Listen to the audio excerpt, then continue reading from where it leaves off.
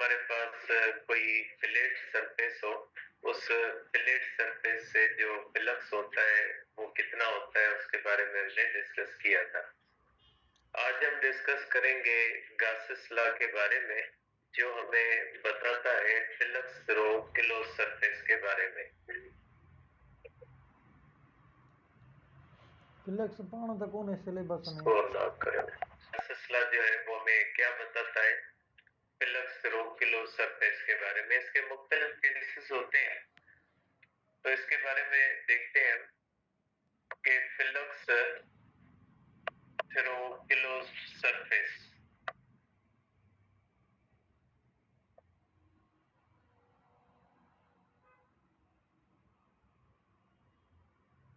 इसको हम कहते हैं बेटा कि ये गासेस लॉ है। फ्लक्स थ्रू क्लोज सरफेस जैसा वाली बात होना। इसको हम गासेस लॉ भी कहते हैं, जिसके अंदर हम पढ़ते हैं फ्लक्स थ्रू क्लोज सरफेस। अब इसका पहला जो है वो हमारे पास जो पहली चीज आपको समझनी है इसके अंदर वो ये है कि क्लोज्ड सरफेस या गाजियन सरफेस किसको कहा जाता है।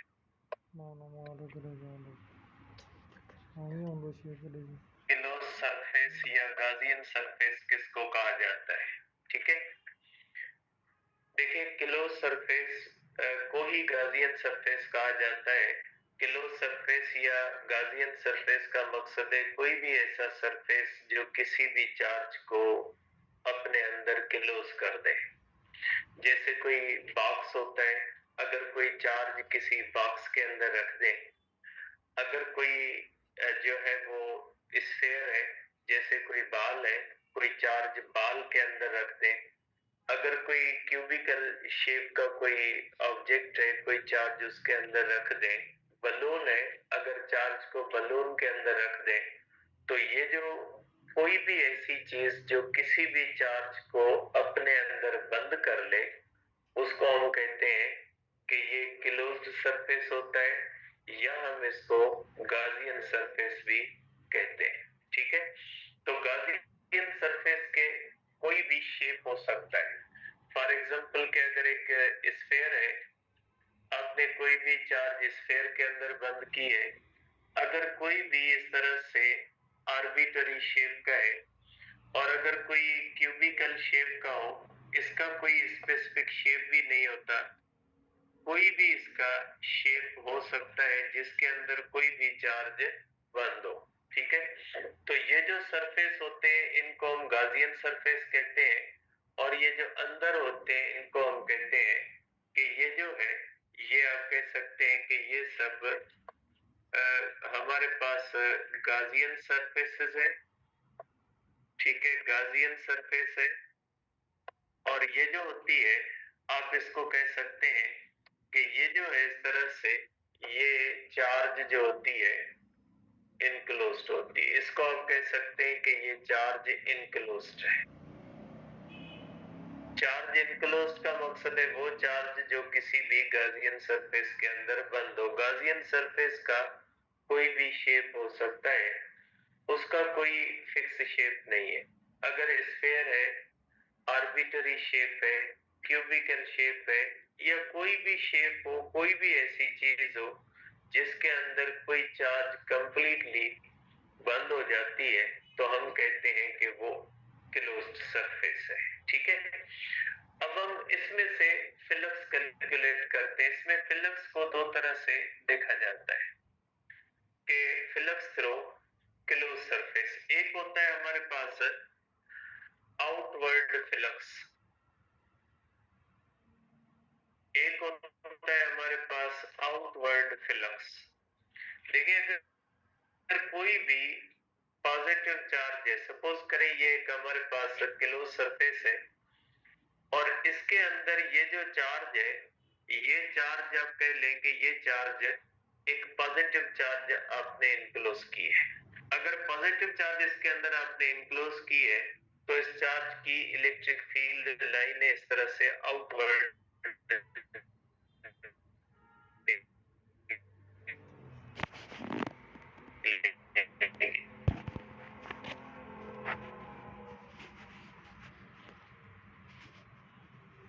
और इसमें से जितनी भी इलेक्ट्रिक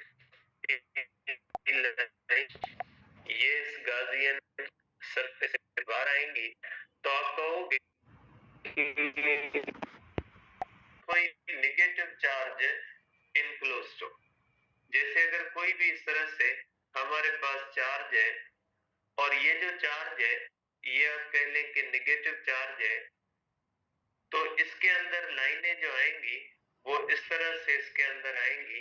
अगर लाइनें इन्वर्ट होंगी तो आप कह सकते हैं कि फ्लक्स जो होगा वो इन्वर्ट फ्लक्स होगा।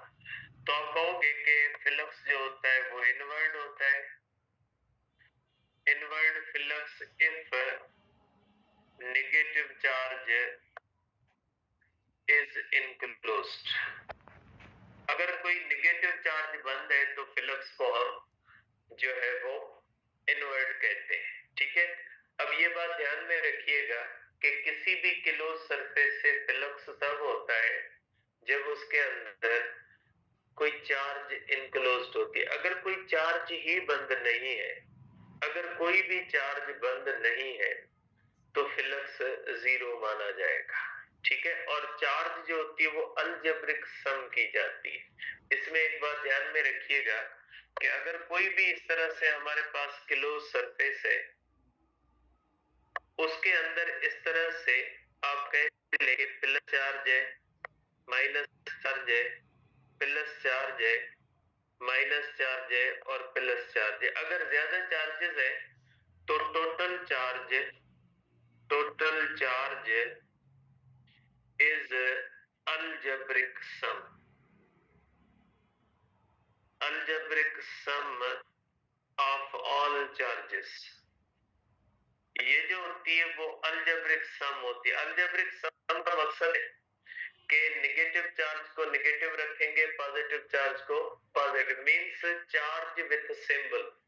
अगर प्लस 1 कूलम है, प्लस 1 कूलम है, प्लस 1 कूलम है तो प्लस की कितनी है 3 कूलम, और अगर माइनस 1 कूलम है, माइनस 1 कूलम तो माइनस की कितनी है 2 कूलम, तो प्लस की 3 कूलम और माइनस की 2 कूलम, तो बाकी कितनी चार्ज कंसीडर की जाएगी, सिर्फ प्लस 1 कूलम कंसीडर की जाएगी। तो जब एक से ज्यादा चार्जेस होती है ना तो फिर हम क्या करते हैं, अलजेब्रिक सम करते। अलजेब्रिक सम का मकसद होता है पॉजिटिव चार्जेस को पॉजिटिव रखते हैं और नेगेटिव चार्जेस को नेगेटिव रखते हैं।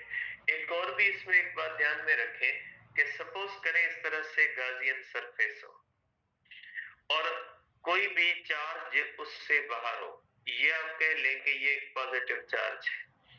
अब अगर इसकी लाइनें देखेंगे तो इसकी लाइनें इस तरह से गुजरेंगी, तो यहाँ पे ये होता है कि आप देख सकते हैं चार्ज बाहर है, इसकी लाइनें इसके अंदर आ रही है। ठीक है, तो फिर होना ये चाहिए कि अगर कोई भी चार्ज बाहर है तो उसकी भी लाइनें आ रही है, तो फ्लक्स क्या होना चाहिए, इसमें से फ्लक्स होना चाहिए। लेकिन अगर चार्ज बाहर है तो हम कहते हैं कि फ्लक्स जो होता है वो जीरो होता है, इसलिए कि जितनी लाइनें आ रही है उतनी लाइनें जा रही है। जितना इनवर्ट फ्लक्स है उतना ही आउटवर्ड फ्लक्स है, देयरफॉर अलजेब्रिक सम क्या हो जाएगी जीरो। इनवर्ट फ्लक्स को आप नेगेटिव मान लें क्योंकि ये due to the negative charge होता है, और आउटवर्ड फ्लक्स को आप क्या मान लें, पॉजिटिव मान लें। तो पॉजिटिव भी 3 है और नेगेटिव भी 3 है, तो अलजेब्रिक सम क्या हो जाएगी जीरो। तो यहाँ पे ऐसा होता है कि लाइनें आ रही होती है, जा रही होती है। तो आप कह सकते हैं कि इस तरह से अगर जितनी लाइनें अंदर आए और उतनी लाइनें बाहर जाए तो हम ये कहेंगे कि इसमें से जो नेट फ्लक्स है वो कितना हो जाएगा, नेट फ्लक्स जो होगा वो जीरो हो जाएगा, क्योंकि जितना फ्लक्स इसके अंदर आ रहा होगा उतना ही फ्लक्स इससे जा रहा होगा। तो आप कहेंगे कि ये मुख्तलिफ इसके अंदर केसेस होते हैं कि सपोज करें हमारे पास कोई चार्ज इनक्लोज्ड है, वो पॉजिटिव चार्ज है तो आउटवर्ड फ्लक्स होगा, नेगेटिव चार्ज है तो इनवर्ट फ्लक्स होगा। अगर एक से ज्यादा चार्जेस है तो टोटल चार्ज कितनी इनक्लोज्ड है वो अलजेब्रिक सम होगी। अगर कोई चार्ज आउटसाइड है तो उसकी वजह से फ्लक्स जो होगा वो जीरो होगा, फ्लक्स हमेशा चार्ज इनक्लोज्ड की वजह से होता है। फ्लक्स किसी ऐसी चार्ज की वजह से नहीं होता जिसमें चार्ज जो है वो आउटसाइड हो। अगर चार्ज आउटसाइड होती है, ठीक है, तो उसकी वजह से फ्लक्स को हम जीरो मानते हैं। अब इसको हम कैलकुलेट करते हैं, इसके फ्लक्स को। ठीक है, इसका पहला केस करते हैं कि गाउस लॉ का पहला केस है, केस 1 है। इसके अंदर हम करेंगे कि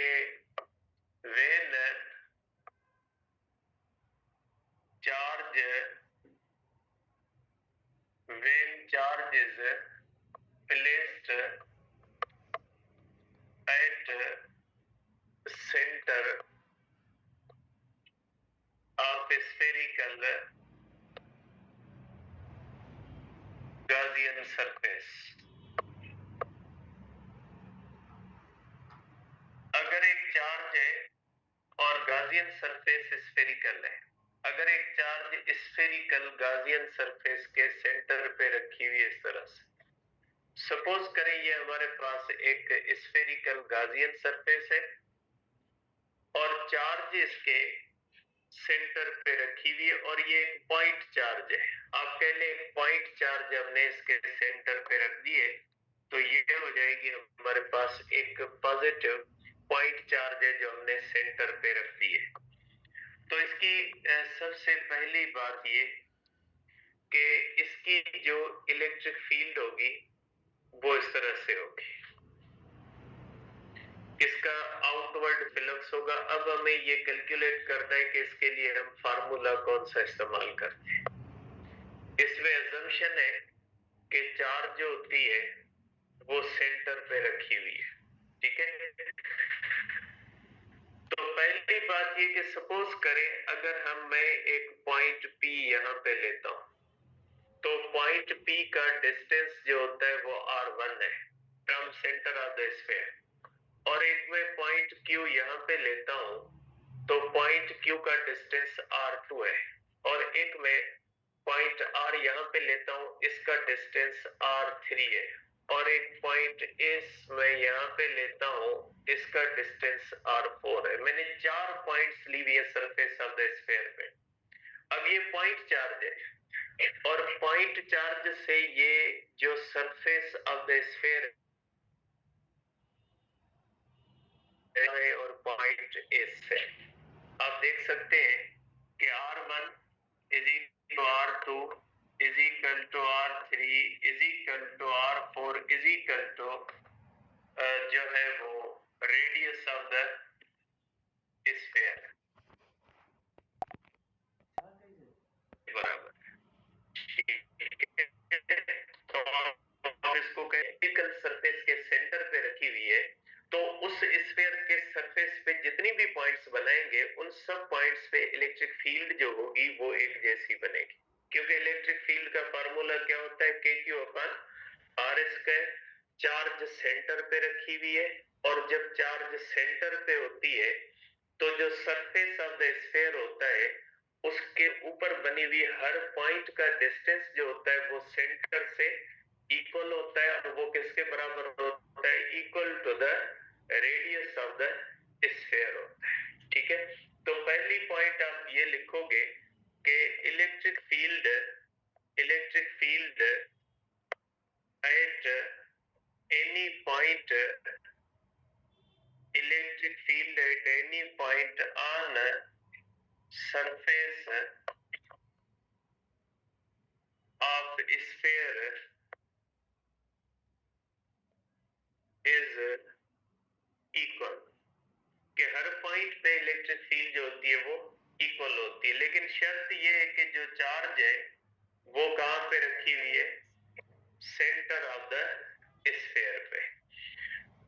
दूसरी बात इसकी ये होती है कि electric field line is perpendicular, electric field line is perpendicular with surface of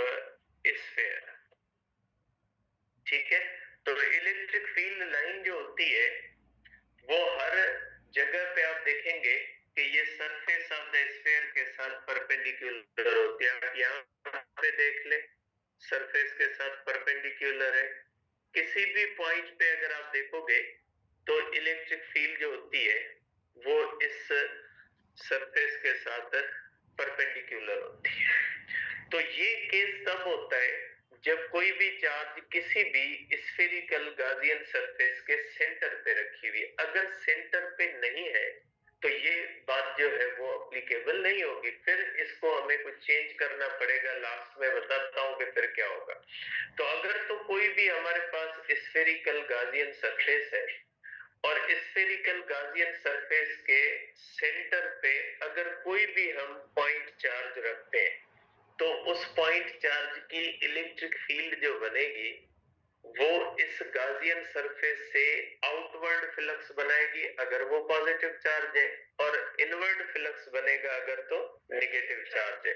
और उस चार्ज की जो इलेक्ट्रिक फील्ड होगी वो सरफेस की हर पॉइंट पे जो होगी वो इक्वल होगी और उस सरफेस के साथ परपेंडिकुलर होगी। ये उसी सूरत में हो सकता है जब कोई भी चार्ज किसी भी स्फेरिकल गाउसियन सरफेस के सेंटर पे पड़ी। अगर वो सेंटर पे नहीं है तो फिर आप ये नहीं कह सकते कि ये इलेक्ट्रिक फील्ड परपेंडिकुलर होगी और इलेक्ट्रिक फील्ड हर पॉइंट पे सेम होगी। फिर आप ये चीजें इसके अंदर नहीं कह सकते, ठीक है। अब अगर आप टोटल फ्लक्स इसका कैलकुलेट करना चाहें कि अगर हम इस क्लोज्ड सरफेस से फ्लक्स कैलकुलेट करना चाहे तो आपको पता है कि अगर ये फ्लैट सरफेस होता तो हम फार्मूला लगा सकते थे ई डेल्टा ए, लेकिन ये फ्लैट सरफेस नहीं है। ये सरफेस जो होता है ये कौन सा है? कर्व्ड सरफेस है। अब अगर ये कर्व्ड सरफेस है तो इसका मैकेनिज्म ये होता है कि इस कर्व्ड सरफेस के स्मॉल पीसेस करें। जैसे फुटबॉल है, फुटबॉल के छोटे छोटे पीसेस होते हैं।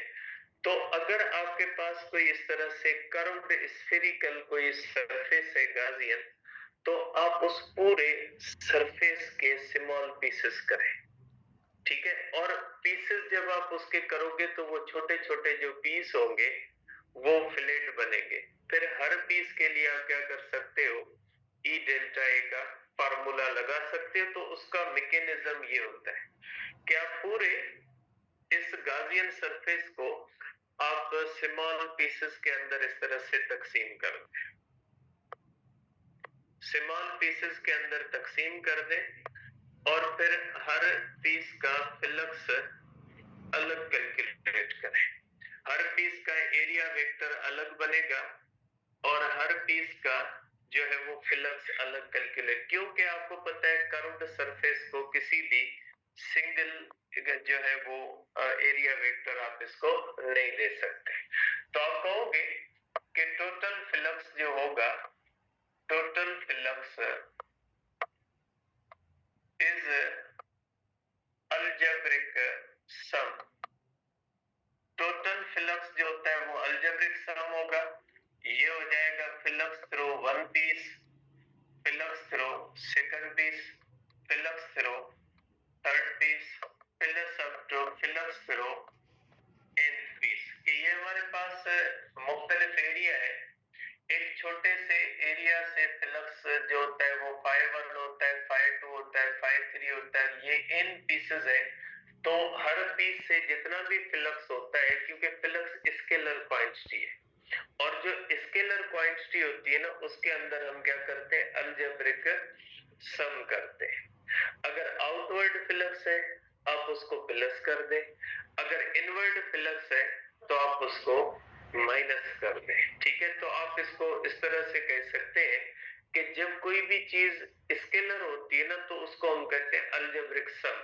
अब हमने क्या किया है कि इस पूरे सरफेस के छोटे छोटे हिस्से बनाए हैं और हर हिस्सा जो होता है, जब आप किसी भी स्फेरिकल सरफेस के स्मॉल पीसेस बनाएंगे तो जो छोटे छोटे हिस्से बनेंगे वो फ्लैट बन जाएंगे और उसमें से जो फ्लक्स होगा उसके लिए आप फार्मूला इस्तेमाल कर सकते हैं ई डेल्टा ए। तो आप इसको इस तरह से कहेंगे कि फ्लक्स जो होगा total is equal to E delta A1 plus हो जाएगा E डेल्टा A2 प्लस हो जाएगा आपके पास E डेल्टा AN। देखिए अब मैंने A1 A2 A3 किया लेकिन E1 E2 E3 नहीं किया, इसलिए क्योंकि मैं अज्यूम कर रहा हूं कि चार्ज सेंटर पे, जब चार्ज सेंटर पे होती है तो फिर हर हिस्से के ऊपर जो इलेक्ट्रिक फील्ड होगी वो एक जैसी होगी। ठीक है, क्योंकि हमने जो अज्यूम किया हुआ है कि चार्ज जो रखी गई है वो कहां पे रखी गई है, चार्ज जो रखी हुई है वो सेंटर ऑफ द स्फीयर पे रखी हुई। जब सेंटर ऑफ द स्फीयर पे चार्ज रखी हुई है तो फिर सरफेस के हर हिस्से के ऊपर इलेक्ट्रिक फील्ड जो होगी वो एक जैसी होगी, और अगर हर हिस्से पे इलेक्ट्रिक फील्ड एक जैसी होगी तो फिर E1 E2 E3 इस तरह से करने की जरूरत नहीं है। तो आप इसको कॉमन कर सकते हैं, is equal to E common, और डेल्टा A1 प्लस हो जाएगा डेल्टा A2 प्लस हो जाएगा तो डेल्टा AN। इस तरह से जो है वो आप इसको कर सकते हैं। ये हो गया आपके पास टोटल एरिया का सम। अब इलेक्ट्रिक फील्ड, क्योंकि हमने इसके अंदर आइसोलेटेड पॉइंट चार्ज रखी हुई है, तो आइसोलेटेड पॉइंट चार्ज की इलेक्ट्रिक फील्ड होती है 1/4 pi epsilon naught Q upon R square, और ये सब एरिया की सम होती है। ठीक है, ठीक है, ये सब के सब ये मैथमेटिकली लिखने का तरीका यहाँ पे ये होता है कि आए तो सर यूनिट वेक्टर होता है, फिर यहाँ पे यूनिट वेक्टर कौन सा है, आए सिर्फ यूनिट वेक्टर नहीं होता है, इंग्लिश ABC का एक लेटर है जो आप किसी भी चीज के लिए इस्तेमाल कर सकते हैं। आए इस्तेमाल किया, आपको इतराज है, ये कर ले, ये कर ले, एन कर ले, एम कर ले, एन कर ले, जो भी कर ले, यहाँ पे एनी नंबर को जाहिर करते हैं। यहाँ पे कोई भी जो है वो यूनिट वेक्टर को शो नहीं कर रहा कि आप कहें कि आए तो यूनिट वेक्टर है। यूनिट वेक्टर कहां से आया, यूनिट वेक्टर नहीं है, मीन्स ये एरियाज का नंबर है, एरिया 1 एरिया 2 एरिया 3 सबको सम, इसका मकसद है sum of all area from 1 to 8। ठीक है, इंटीग्रेशन की सिंबल भी देते हैं लेकिन इंटीग्रेशन आपकी पड़ी हुई नहीं है, मैंने आपको आगा खान का रात पैटर्न भेजा है। ठीक है, आप सुन लें कि उसके अंदर मैथमेटिक्स कितनी है। तो ये हो जाएगा is equal to 1/4 pi epsilon naught Q upon R square. ये हो जाएगा, सब एरिया को सम करेंगे, एरिया ऑफ स्फीयर के बराबर आ जाएगी। तो ये होगा 1/4 pi epsilon naught Q upon R square. ये हो जाएगा 4 पाई R स्क्वायर, कैंसल हो जाएगा 4 पाई में, इज इक्वल टू होगा Q upon epsilon not plus होता है Q अपॉन एप्सिलॉन नॉट। तो ये हो जाता है बेटा फ्लक्स का फार्मूला। तो ये फार्मूला आपको क्या कहता है कि फ्लक्स थ्रू क्लोज सरफेस। ठीक है, ये फार्मूला आपको कहता है कि flux through close surface, through close surface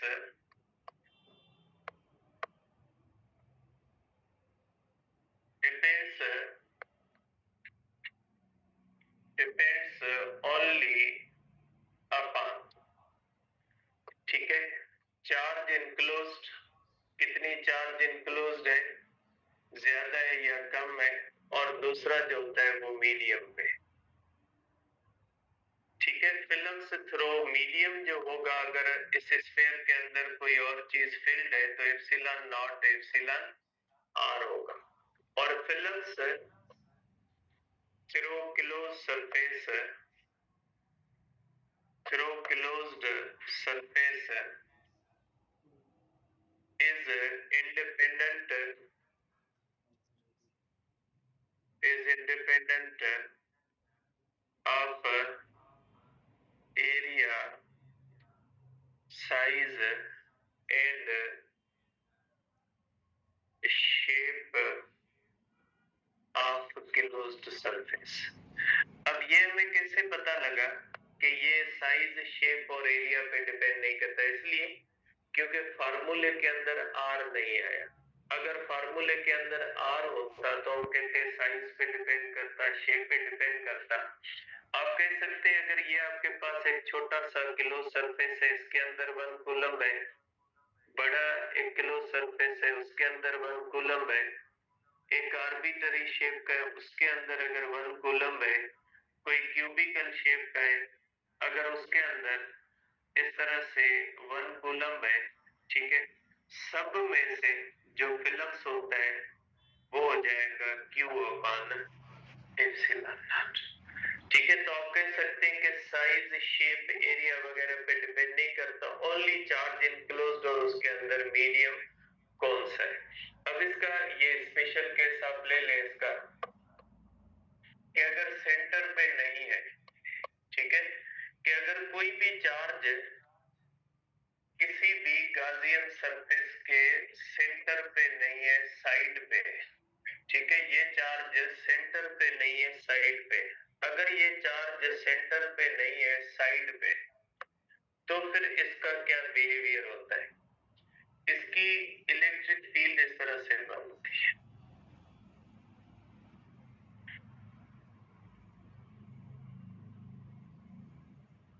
ठीक है, अब अगर आप कोई भी पॉइंट बनाओगे, सपोज करें पॉइंट बी है, सपोज करें पॉइंट क्यू है, सपोज करें पॉइंट आर है और सपोज करें पॉइंट एस है, तो हर पॉइंट का डिस्टेंस जो होता है वो इक्वल नहीं होता। पॉइंट ई का डिस्टेंस अलग है, क्यू का अलग है, आर का अलग है, एस का अलग है। इलेक्ट्रिक फील्ड, ठीक है, डिफरेंट पॉइंट्स पे इलेक्ट्रिक फील्ड जो होती है वो डिफरेंट होती है। और इलेक्ट्रिक फील्ड लाइंस भी आप देख सकते हैं कि परपेंडिकुलर नहीं होती, ठीक है, with the surface of the sphere. Surface of the sphere के साथ इलेक्ट्रिक फील्ड लाइंस परपेंडिकुलर नहीं होती, लेकिन इसके अंदर भी जो फ्लक्स होता है वो Q upon epsilon not. Flux पे कोई फर्क नहीं पड़ेगा, चाहे चार्ज साइड में हो चाहे चार्ज सेंटर पे, लेकिन ये चीज एप्लीकेबल है सिर्फ स्फीयर के लिए। अगर कोई क्यूब है, क्यूब के सेंटर पे अगर चार्ज है तो flux Q upon epsilon not होगा। अगर कोई क्यूब है उसके कोने में चार्ज है तो flux Q upon epsilon not नहीं होगा। ठीक है, फिर क्यूब के लिए अगर पोजीशन तब्दील होती है तो फ्लक्स तब्दील हो जाएगा, लेकिन जो स्फीयर है उसके अंदर चार्ज किसी भी पोजीशन के ऊपर पड़ी होती है, उसके लिए फ्लक्स जो होता है वो Q अपान एप्सिलॉन नॉट होता है। कल इंशाल्लाह नेक्स्ट डिस्कस करेंगे। बेटा ये आगा खान के बारे में आपके आ रहे थे जो है वो क्वेश्चन, तो सिंपल सी बात कि वो गवर्नमेंट यूनिवर्सिटी नहीं है, प्राइवेट है। तकरीबन जो ईयरली फी होती है वो 50 लाख के करीब होगी, ठीक है।